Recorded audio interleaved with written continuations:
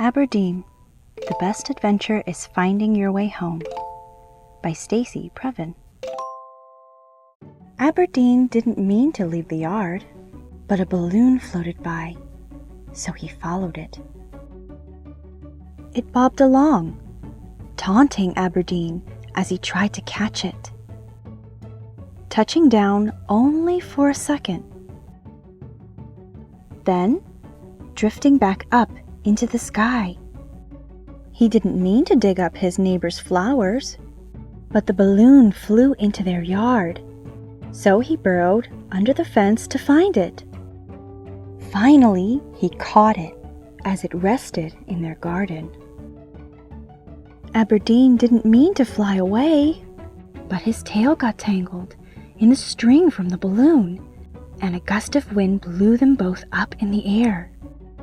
He dangled over the dandelions and floated through the field. He didn't mean to pop the balloon, but his nails scratched it as he twisted in the wind, and he tumbled through the weeds, past curious crickets, and into soft mud. So he splish-splashed in a puddle until he was clean again.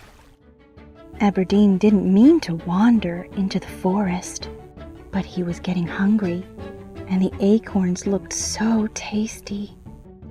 So he sat on a rock, eating his fill as the sun began to set.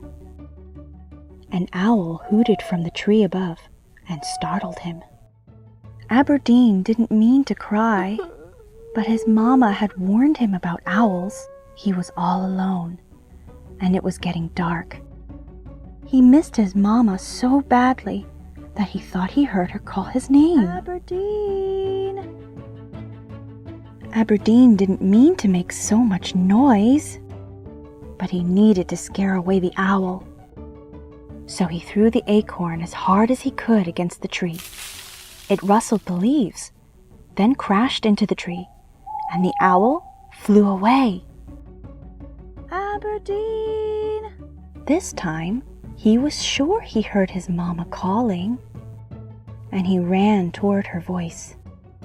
"I'm sorry," Aberdeen said. "I didn't mean to make you worry." "I know, sweetie," Mama replied, and held him tightly. "But you did." If you enjoyed this book and want to explore more with me, hit the like and subscribe button. See you soon, explorers!